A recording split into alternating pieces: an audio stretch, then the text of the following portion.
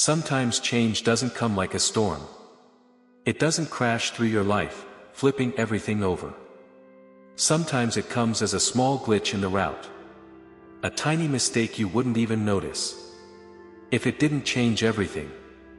That's how it started for Ethan and Claire. They were driving back from a long trip. 3 days at a conference, 10 hours on the road, endless rain on the windshield and cheap coffee that had stopped working hours ago. Home was still about 2 hours away, but Ethan, who was driving, felt his right hand going numb again. It always happened when he'd been awake too long.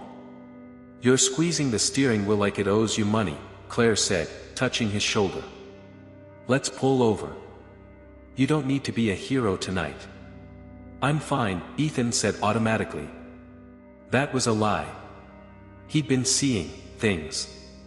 Not full hallucinations, more like flashes. For a split second he thought someone was standing on the shoulder in a light coat. Then he'd catch a face in the rearview mirror, a pale outline on the back seat. One of those faces you see in a crowd and later can't remember where. He pushed the images away, but the unease sat in his chest like a stone. "Okay," he sighed at last. "We'll stop at the first motel we find." Claire grabbed her phone and opened the map. The signal was weak, but one hotel still showed up on the list. Restmore Hotel, 3.1 miles from your location. The price was almost a joke. The photo was blurry. The description was almost empty. But the reviews. The reviews were strange. "Slept here one night. Woke up and something was different. I can't explain it. I just wasn't completely myself. I had dreams that weren't mine. Memories that weren't my life. So vivid I still feel them. If you're sensitive to dreams, don't sleep here. The hotel is old, but the bed feels brand new. No dust smell at all. This place is alive." Some gave it 5 stars. Some gave it 1. Almost all of them wrote that they would definitely come back. Or that they weren't sure they had ever really left. "It looks cheap," Claire said slowly. "It looks suspicious," Ethan replied. And still, he took the turn. The rain thickened, like someone above had just opened a valve. The asphalt ended sooner than he expected, turning into cracked narrow concrete, where every puddle reflected the sky like black glass. The GPS cut out. Claire's phone turned off by itself. The radio in the car crackled, squealed, then died. "Perfect," Ethan muttered. "I love shortcuts." After the third bend, the road suddenly opened up. The old building stood ahead like it had grown straight out of the darkness. 2 floors. A facade that might have been white once but now was tired gray. A sign, Restmore Hotel, with only the letter R flickering like a half-closed, exhausted eye. The reception lobby was lit. The rest of the building was dark. "Is someone really working here?" Claire whispered. "Or someone left the lights on 30 years ago," Ethan said. They got out of the car. Almost at once they noticed it, a sound. The hotel looked empty, but inside, something was moving. Very softly. Very slowly. Steady, like breathing. The glass door opened by itself when Ethan touched the handle. The lobby smelled of lavender. Fresh lavender. Like someone had just walked through the hall with a spray bottle. The reception desk stood in the center. Behind it, a board full of keys. Dozens of wooden tags with room numbers burned into them. Only one key was missing, number 9. "That's strange," Claire murmured.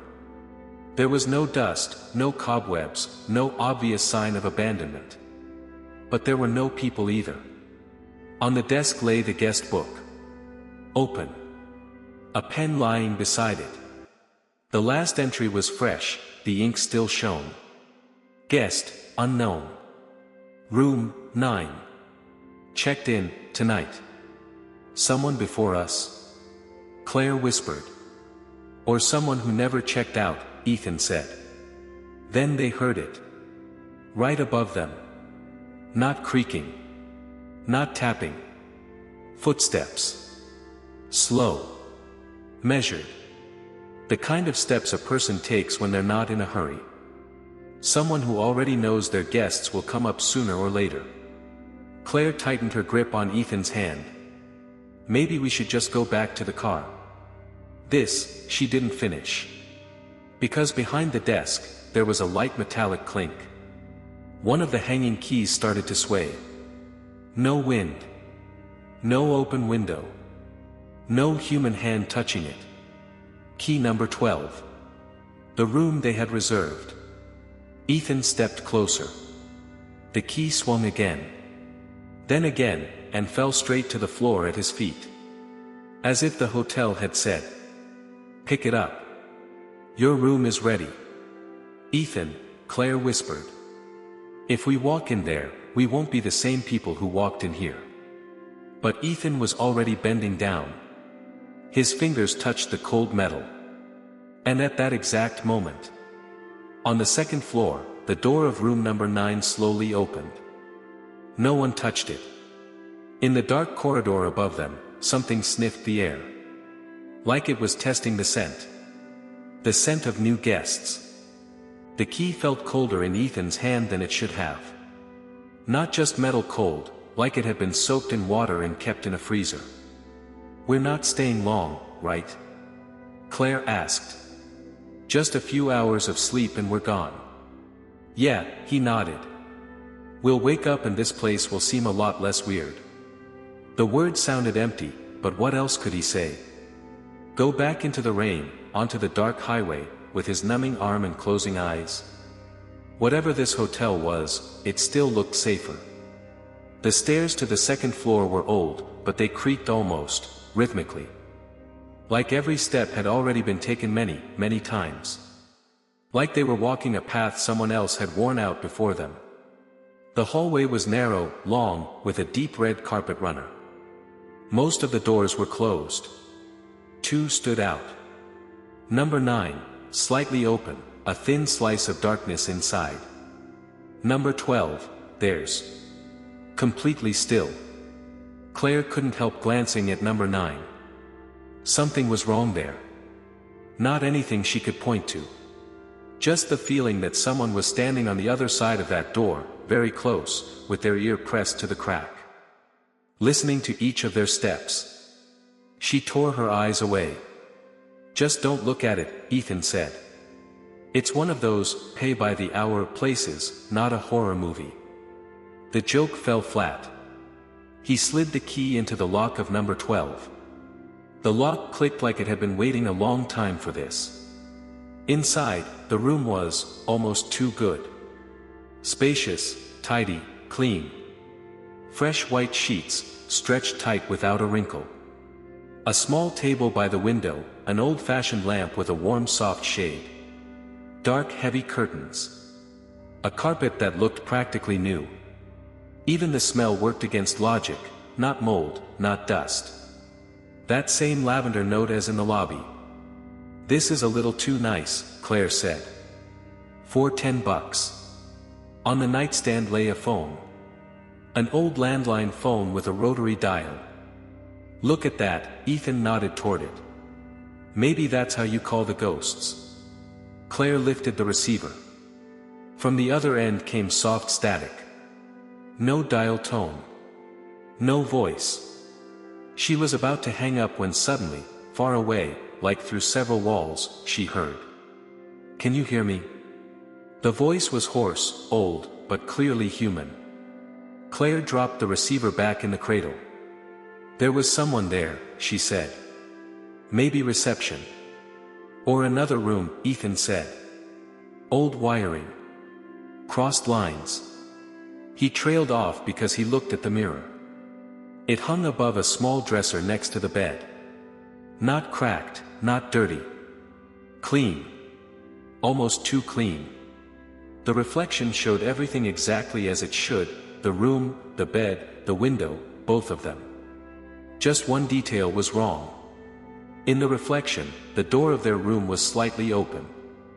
A hand-width gap. In reality, the door behind them was shut tight. "You see that?" Claire whispered. Ethan turned slowly. The door, firmly closed. He looked back at the mirror. Still open. Just a little. "It's an optical illusion," he said. "Angle, light, reflection." He walked to the door and yanked on the handle. Locked from the inside. "See? Nobody's getting in." When he looked at the mirror the third time, the door in the reflection was closed too. If it had been an illusion, it was a very obedient one. "Let's just lie down," Claire said. "I don't want to think anymore."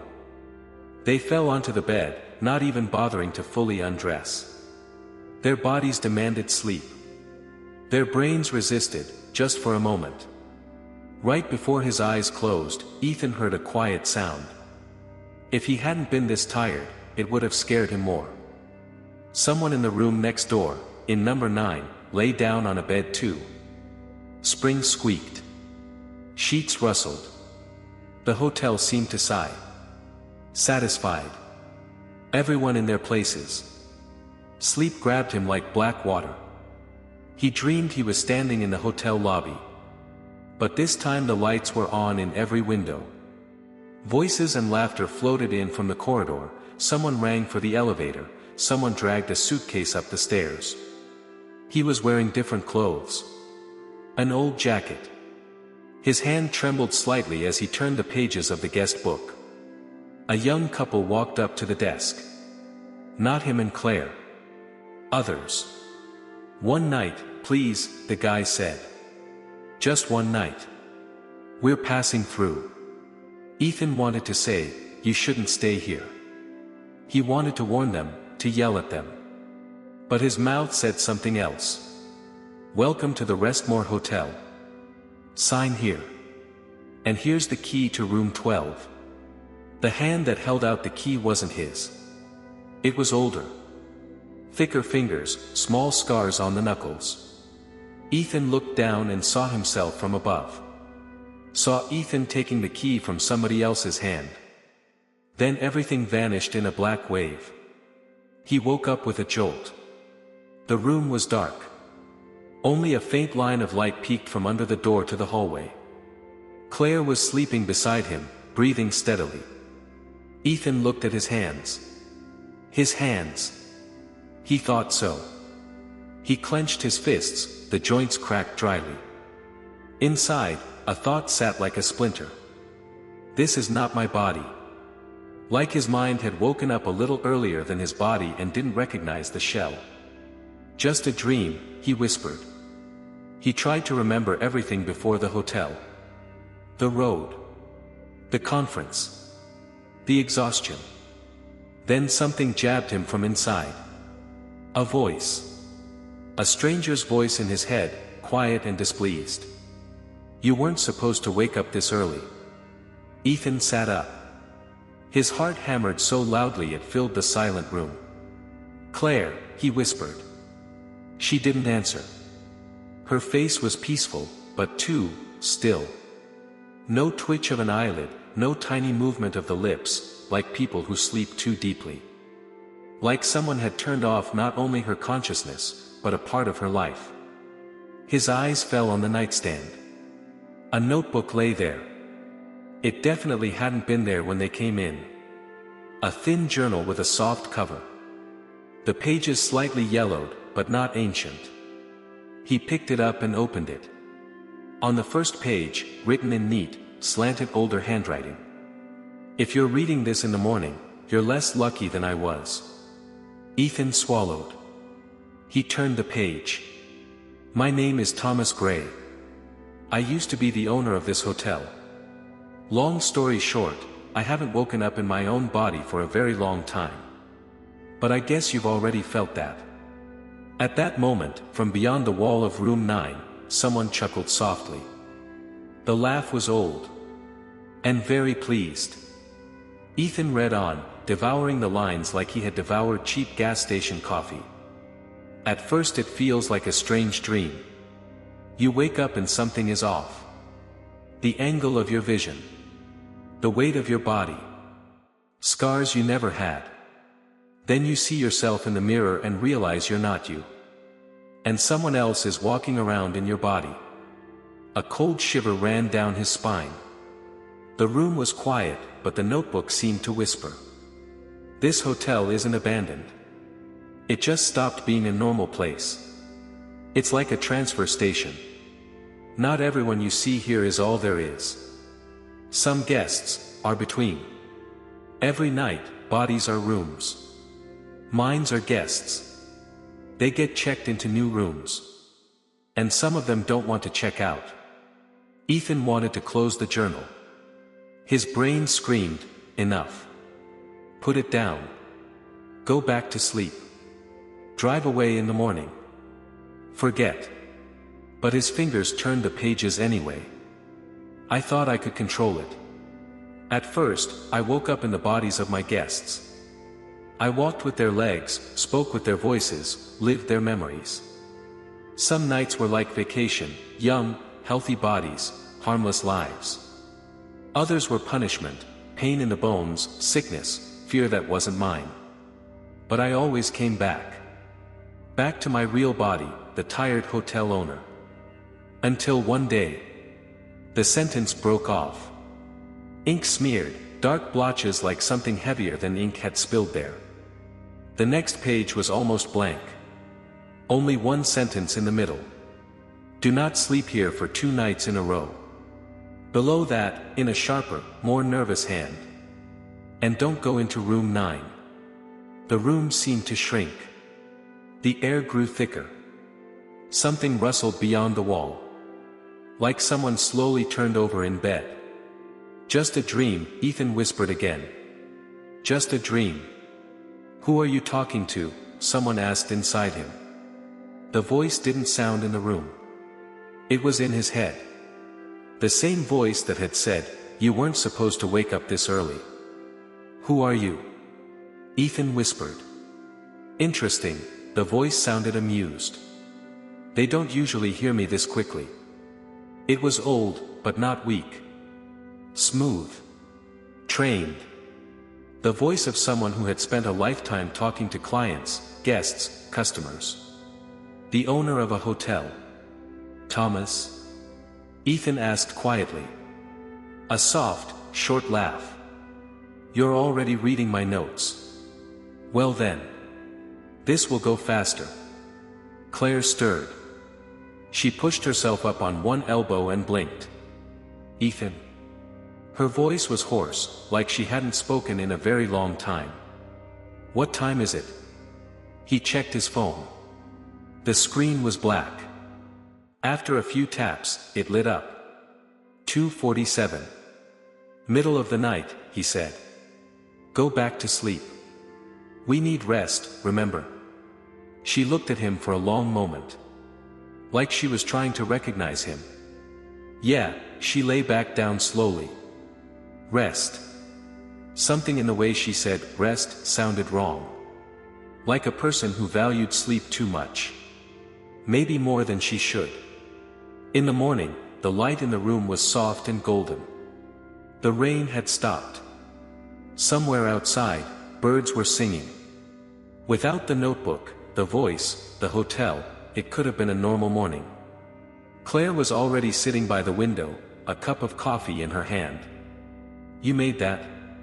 Ethan asked, nodding at the cup. No, she frowned. I woke up and it was there. Coffee and tea. 2 cups. You know I hate when people just walk in without knocking. But, no one knocked. Right? On the small tray sat 2 steaming cups, sugar, spoons, a little pitcher of milk. The steam was still rising. Maybe it's part of the service, Ethan said. Old school room service from invisible staff. He took a cup and sipped. The coffee was exactly how he liked it. Not too strong, but very clear in taste. Guess their room service is supernatural too, he smirked. In his head, someone whispered. You always liked it this way. I remember. We need to leave, Claire said. She looked different. Not physically, Same messy hair, same robe, the same tiredness after the trip. But something in her eyes had changed. Suspicion. Not toward the hotel. Toward him. "Of course," Ethan said. "I don't want to stay here any longer either." They packed their bags. Ethan slipped the notebook into his backpack. Thomas hummed approvingly in his mind. "You'll thank me for that," Thomas said. "I doubt it," Ethan replied. "We'll see." The lobby was just as empty. Lights on. Guest book on the desk. Now there was one more line in it. Guest, Ethan and Claire. Room, 12. Checked in, tonight. Checked out. The blank after, checked out, looked like a little grave. "That line wasn't there yesterday, right?" Claire asked. "Maybe I didn't notice," Ethan lied. He remembered very clearly. They stepped outside. The car was where they'd left it. Dry. Clean. Like there had never been rain. "Wait," Ethan muttered. "It was soaked last night." He felt Thomas smile inside. "Time is a little different here," the voice said. "You should have figured that out by now." He got behind the wheel. The key turned in the ignition. The engine started on the first try. Everything seemed normal. Everything was normal. They drove down the narrow road that led back to the highway. Trees on both sides stood motionless like they were painted on cardboard. After a few minutes, Ethan saw an intersection ahead. It took him a second to realize what was wrong. The same intersection. The same cracks in the road. The same crooked sign. And a few yards away, the entrance to the Restmore Hotel. "No," Claire said quietly. "We drove straight." "We did," Ethan said. "But somehow we ended up right back here." Cold spread through his chest. "I told you," Thomas said gently. "This isn't just a building. It's a system." "Let's turn around," Claire said.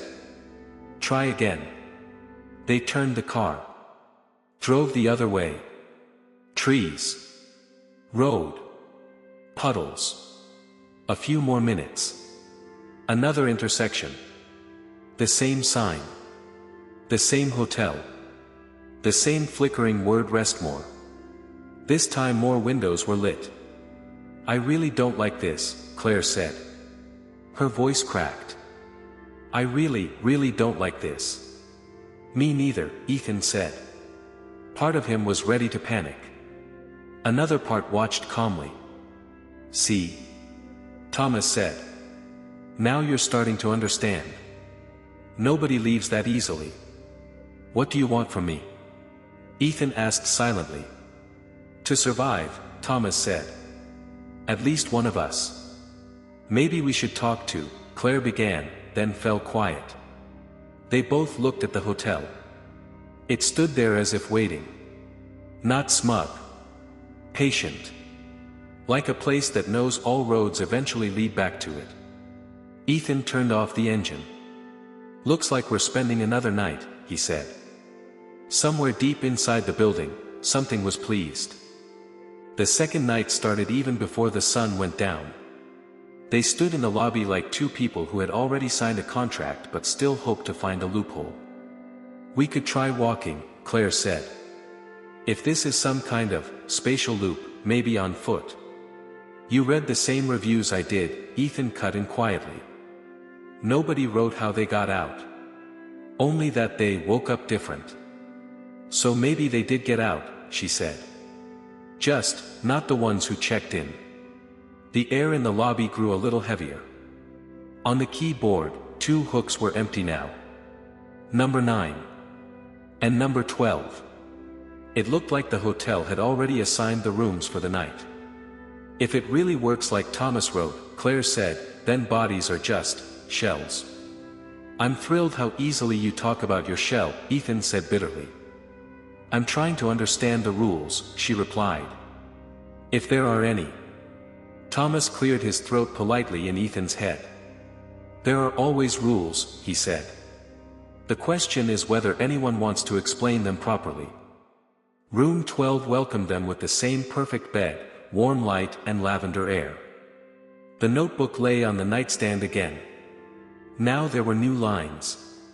Under the warning about room 9, a shaky note. If you're reading this for the second time, you've already stayed. And below that, for more words.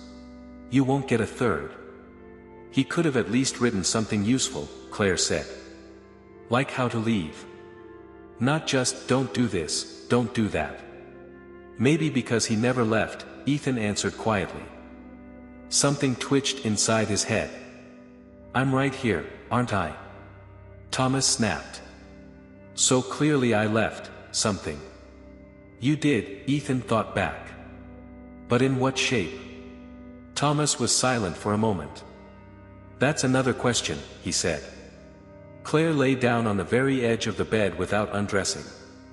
I don't want to sleep, she said. We can sit, talk, watch something. I'll even watch shampoo commercials all night, I don't care, as long as we don't. We'll fall asleep anyway, Ethan cut in gently. You know that. You feel it. The air here is like sleeping pills. She wanted to argue, but yawned instead. See? He sat beside her. Let's make a deal. If something goes wrong, we find each other. Whatever body we're in. Whatever we look like. Okay. She looked at him for a long time. And if I wake up not myself, she said, and don't remember you? Then I'll remember us for both, he said. It sounded like a line from a cheesy movie. But it was all he had. Sleep came quickly this time. Ethan felt the moment his body shut down. Like someone was slowly dimming the lights on a stage. First his arms faded. Then his legs. Then his chest, his lungs, the warmth. Then the most important part. He stopped feeling his eyes. The darkness wasn't just darkness. It felt foreign. Like standing in an empty room with no windows, knowing you hadn't built it. Then the lights came back on. But the room was different. He stood in the hotel lobby. Fully lit. Daylight pouring through the windows. Phones ringing, voices overlapping, people moving everywhere. He was wearing a cashmere jacket and a neat tie. His hands were old, but steady. He tried to move, and moved. He tried to see his reflection in the polished wood of the front desk, and saw a face that wasn't his. A man in his 60s. Tired eyes, but an alert smile. Sharp jawline, a few wrinkles, a thin scar near the lip. Thomas, where are our new guests? Someone shouted from behind a door. Ethan felt his mouth smile. They're in their room, he heard himself say. Room 12. They're interesting. His voice. But not his choice of words. Good. Make sure this time it goes smoothly, the unseen voice said. We can't lose anyone else. We haven't lost anyone in a long time, the mouth replied automatically. Ethan felt it then. Deep down in that body, buried like a stone at the bottom of a well, lay the real Thomas Gray. Watching. Not saying a word. He jerked, and everything vanished again. This time he didn't wake with a jolt, but with a cold, sharp breath. The first inhale hurt. The air smelled different, not lavender, but disinfectant. He opened his eyes. White ceiling. Hospital lights. Curtains. He was in another room. And his hands were different. He looked at his palms. Dry, wrinkled skin. Thin blue veins. Neatly trimmed nails. A hospital bracelet on his wrist. A plastic cup on the bedside table. A bottle of water. A nurse call button. Something beeped quietly at his chest. Wires ran from him to a monitor. He lay in a hospital bed. No, he whispered. The voice was weak, rasping, old. The door opened. A nurse walked in. She checked the monitor, then looked at him. "Oh, Mr. Gray," she said. "You're awake. That's progress. I told the doctor you'd surprise us." He stared. "Mr. Who?" he asked. She smiled gently. "Thomas Gray," she said. "Yesterday you slipped into another episode again. Doctor called it a relapse. But look at you now, bright and alert." Someone laughed deep in his head. "Well," Thomas's voice said. "Now you're starting to get it. Where's Claire?" Ethan said aloud. The nurse didn't react. The voice in his head did. "Interesting question," Thomas mused. "I wonder where she woke up. Very interesting." He tried to sit up. The body resisted. Pain shot through his muscles. "Easy, Mr. Gray," the nurse said. "You need rest. You know what your condition is like." "I'm not," he wanted to say, "I'm not Thomas," but swallowed the words. What good would that do? To her he was a confused older man. To the hospital he was a long-term case. To the hotel he was another unit in its exchange system. "Calm down," Thomas said. "Don't waste strength on things you can't change. Think about her. You know where she is?" Ethan asked silently. "Nobody knows where anyone wakes up," Thomas said. "That's not my department. Or the hotel's. Then whose?" A pause. "Let's say there's a flow," Thomas said. "Bodies as rooms, minds as guests. Maybe there is someone who handles the bookings. I never found out who. I only learned how to use the rules." "Use them?" Ethan felt anger rise. "You jumped into other people's bodies so you wouldn't be stuck in yours. In a hospital bed? Wouldn't you?" Thomas asked calmly. "One night in a young, healthy body. No tubes. No monitors. No ceiling you've stared at for 5 years. Would you really say no?"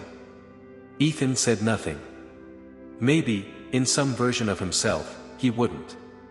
"But there's a problem," Thomas went on. "If you keep playing with those doors long enough, one day they slam shut. And you end up somewhere you didn't intend to stay." As they spoke, something shifted in the room. A tiny draft, like someone had opened a window. The smell of disinfectant weakened. Lavender crept in again. Faint, but real. "You feel that?" Thomas asked. Ethan did. The light grew a little warmer. The white walls took on a cream tone. Then yellowish. The monitor above his head blinked off. The wires slid away and dropped to the floor. The hospital bed melted into something else. He was back in a hotel room. Not room 12. Another one. No number on the door. The notebook lay on the nightstand. The same one. This time, the last page was blank. A pen lay waiting. "I won't be your sequel," Ethan said aloud. "This isn't my story." "Every story needs an ending," Thomas said. "The only question is who writes it." "Claire," Ethan called inward. "Are you still there?" "Yes," her voice trembled. "I'm in some kind of hallway. Like a hotel, but not. I see doors with numbers, but when I open them, there are more doors. And more. I can't see my body. I can't see me at all." Her panic felt like electricity. "That's the corridor," Thomas said. "The in-between. The transfer station. She hasn't been assigned yet." "How do I find her?" Ethan asked. "You're already in another body," Thomas reminded him.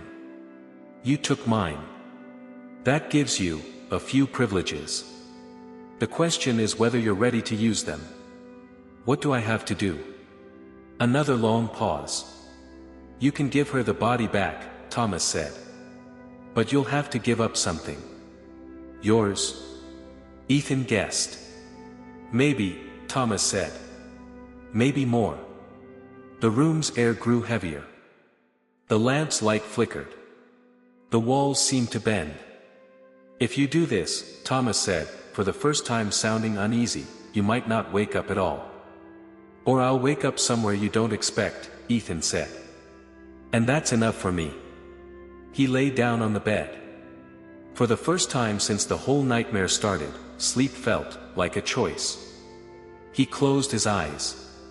"If someone deserves to wake up as themselves," he whispered, "it's her." And he let go. Claire woke up to a cold breath on her face.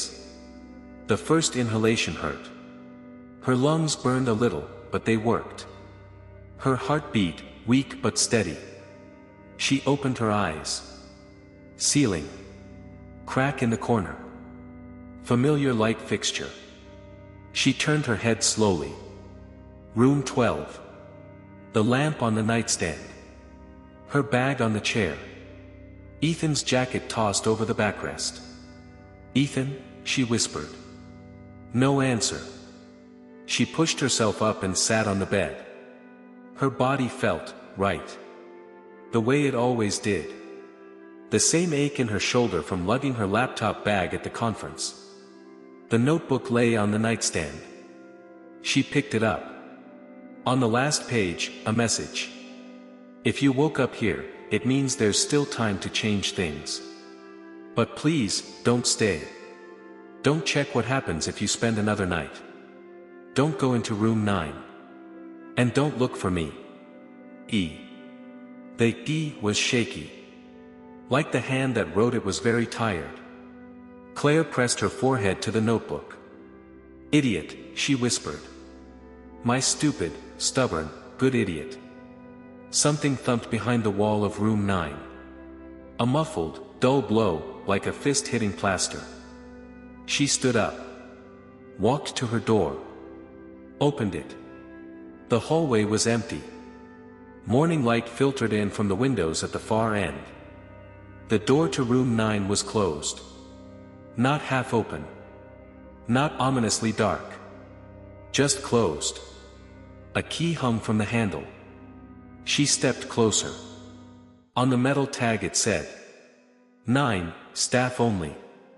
She reached out. Her fingers touched the cold metal. Silence in her head. No voices. No whispers. "You wrote, 'Don't go in,'" she said. "But you know I never listened to you." Her hand tightened on the key. And right then, her phone buzzed in her pocket. A simple, normal vibration. Like any other call. She flinched. Pulled out the phone. A name on the screen. Ethan. Her heart froze. She tapped answer. Ethan. Static. Then, the sound of a road. A turn signal clicking. Then a voice. His voice. "Claire," he said. "You're not asleep. I was just thinking maybe I should find some cheap motel for the night. I see something on the map, Restmore Hotel. Reviews say you sleep like a baby there." Her whole world twisted. "Ethan," she whispered. "Where are you?" "On the highway," he said. "About an hour from home." "Aren't you home already? You said you'd crash early. Didn't want to wake you, but..." She stared at the door to room 9. At the key. At the familiar corridor. At room 12, where their things still stood. "Are you, really you?" she asked very quietly. He laughed. "Well, if there's another Ethan who parks like crap and forgets where he put his keys, I haven't met him yet," he said. "You're scaring me. Are you okay?" She closed her eyes. "Yeah," she said. "I just had a weird dream. A really weird one." "Stop watching horror stuff without me," he said. "Hey, there's a sign up here. If I turn left, there's that Restmore place. Maybe we check it out together someday, see if people really sleep that well there." She looked at the notebook in her hand.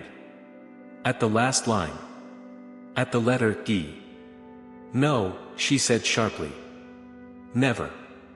Promise me. Silence on the line. Okay, he said at last. I promise. I've learned to trust you, even when I don't fully get why. She smiled through tears. Just come home, she said. And if you see any weird hotel on your way, pretend it isn't there. Deal, he said. See you at home. Love you. The call ended. The hallway was quiet again. Claire stood between two doors. 12, hers. 9, someone else's. The key on room 9's handle gleamed in the light. You're out there somewhere, she whispered. In a world where you never turned off the highway. Maybe that's the real you. Then who wrote this?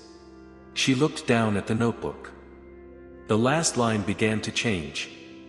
The single letter E stretched slowly, becoming 3 letters. F. Then 4. Etha. Then Ethan. The ink shimmered, then smudged. As if someone had wiped their hand across it from the inside. Only one word remained clear. Remember. Claire set the key to room 9 gently on the floor. She didn't open the door. She went back to room 12. Picked up her things. Went down to the lobby. The guest book was still there. Their entry was unchanged. Guest, Ethan and Claire. Room 12.